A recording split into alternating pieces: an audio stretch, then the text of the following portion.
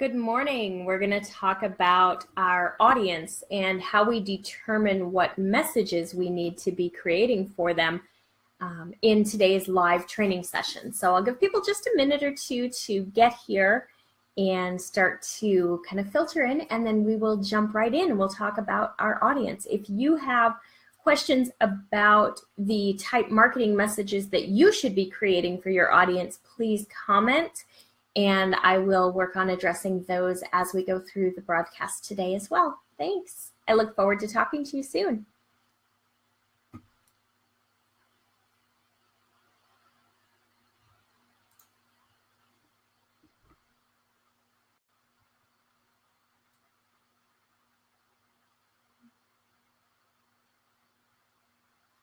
All right.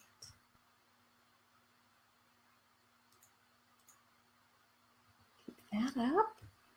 And let me add a comment here with some information on the Marketing Academy sign up so that if you are interested, you know how to find it.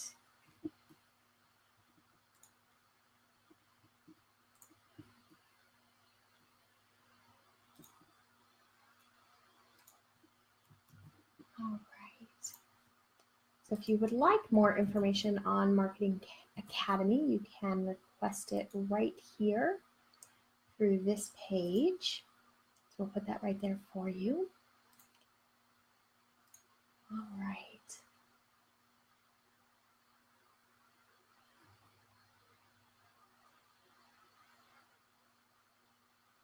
Okay. All right. So I'm going to jump in. I'm Rachel Lindhagen. I am the president and founder of Etched Marketing and Etched's Marketing Academy. The Marketing Academy is designed for you, the small business owner and entrepreneur, someone who is working hard to craft your marketing messages and grow your business, but maybe you don't have the same background in marketing and professional and educational both that someone like me has. So I have developed this program to really help you understand what you need to do in order to market your business better, which will help you grow your business and hopefully achieve your goals. So last week we talked a little bit about identifying our audience and wanting to understand who we're targeting and how we're trying to reach them. Today I want to talk a little bit about that message that we're using as we are trying to reach our audience and trying to talk to them. So when we think about marketing in its most simple terms, it can be broken down into the following sentence. We are targeting the right person, that's our audience, at the right time, we're going to talk about that next week, with the right message. And the right message is really key here because the information that our consumers want to hear from us may not be what we're thinking that they would want to hear. So it's going to be really important to figure out what information they need from us in order to provide the best results, the best ROI, or the best return on investment for our efforts. So how do we determine what our customers, what our audience wants to know? One of the simplest ways is to ask them. If you have a Facebook group, you have a following, you have a fan base, etc., you can ask them questions and find out what they're interested in and help them better, help answer their questions and better understand what they're looking for. If you don't have a built-in audience, then it's a little bit harder, but you can still find that information. There are a number of places that you can look for it. So you can go to Google. You can start searching. So search the terms and the keywords that you would normally think would apply to your audience and look for responses that come back with questions. So you can go in, say that your topic is blogging and you want to figure out, or let's make it a little more specific than that. You have a blog that is to support your business and your business is selling jewelry. And whether you are a consultant with an MLM or you're an independent, you have a shop on Etsy, you're trying to figure out what to do, that really doesn't matter today. What we're going to talk about is a theoretical, you are selling jewelry and you want to write a blog post and you're not sure what you want to create or what your audience needs to know from you. So if we're going to go to Google, we're going to start with something as simple as jewelry trends or fashion designs, trends for 2017, holiday gift ideas. So we're going to look at some terms that could be relevant based on seasonality. So we're going to start by searching that. From there, you'll want to use Google's auto suggest or the search suggest feature, because that's going to give you some ideas as to what people are searching for right now. So if we go into that, let me pull up a new tab as we're talking here, and we'll just go through this quickly together. So say I'm going to search for jewelry trends for 2017. So as I start searching that, in auto suggest, I get for fall 2017, spring 2018, and college students. So I think it's applicable since we're in fall.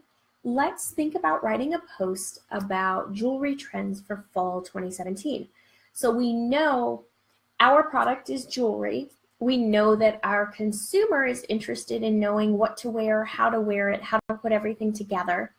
We've looked at Google. We found out that a good idea might be a piece on fall trends for 2017. So we're going to sit down and we're going to work on that blog post. What I want you to think about from here is your consumer who's reading this post about fall trends for 2017 for jewelry.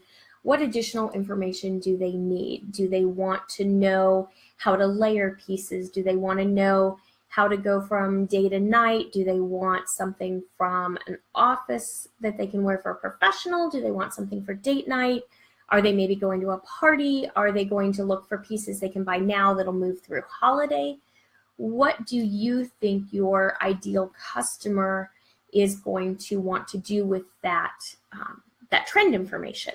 Because that's how we create marketing messages that are the most useful and most beneficial. This is where it becomes really powerful to actually talk to our customers and understand what information they need. Now, if you're just starting out, and like I said, you may not have a big audience or a big customer base, and that's okay. That happens, especially in the beginning. You have to keep working at it to build your audience. Talk to other people who would be within your target audience. So if you target women who are 25 to 40 with your jewelry sales line, and you have friends who are in that age range, then talk to them, ask them what questions that they have. If you've hosted parties or you've sold on Etsy or you've had questions that have come into your website, those are ideal pieces of content to create. Those are ideal marketing messages, because the questions that you're asked by one customer are probably questions that all of your customers have, or all of those customers who fit your specific audience profile. And in the future, we'll talk about audience profiles, and that's really helping you to determine who your ideal customer is so that you can target your messaging to them. But for today, I want you just to think about how do you create that first blog post that really talks about something that your customers are concerned with or answers their questions. Because in marketing, it's our job to provide useful information for a customer. Now, as you think about that blog post and where you could take it next, there are steps that you can take with that one idea. So you could start with your blog post that's about fall jewelry trends for 2017, write a blog post. That's when you're going to want images, because you're going to want to be able to showcase the jewelry trends that you're talking about. A piece like that would not be powerful without imagery behind it. It also is something that could really translate fantastic to video. I would highly recommend a little video demo. Could be a live video if you have some followers within your group, or it could be, or your business page, your group, etc.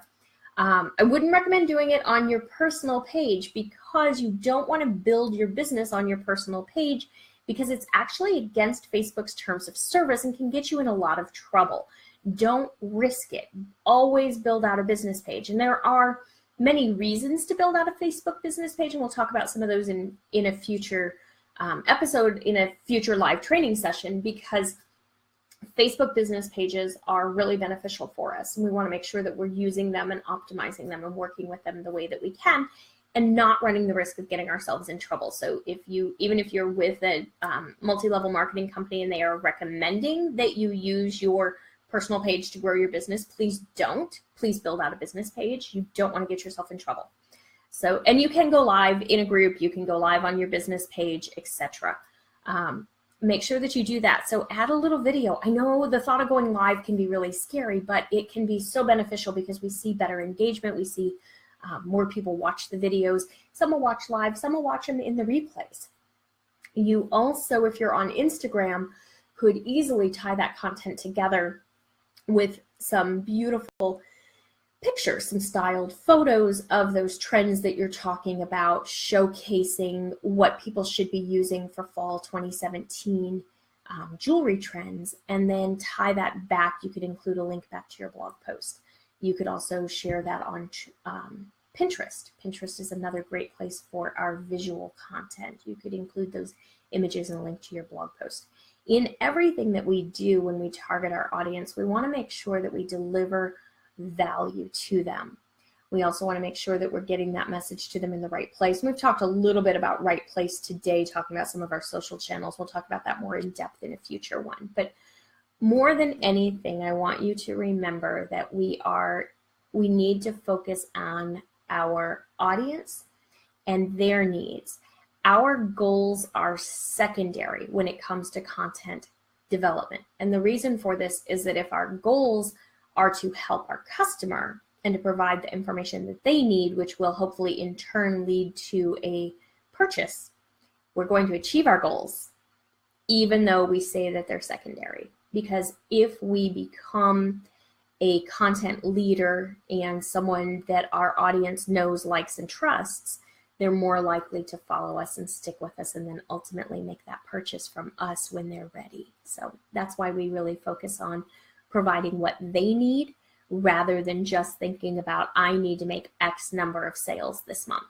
We really want to find out, what does our customer need, and help them. That's the most important key. Thanks so much for joining. Thanks for watching. If you have questions, please go ahead and leave them here. Let me know. If there's something that you'd really like to see addressed in a future live training session, let me know that as well. I'm more than happy to help you learn. I've been at this for many years, so it's intuitive to me, but I know that when you haven't done this for your career, you haven't spent 20 years in marketing, you didn't go to journalism school, you don't have that background, it's not as easy to figure out what to write about or what messages to share with your audience or how to market your business. And you've got a lot on the line. You want to be successful. So let me know how I can help you. I'm here. That's what I do for a living. So let me know how I can help you, and we'll help grow your business together. Thanks. Have a good day.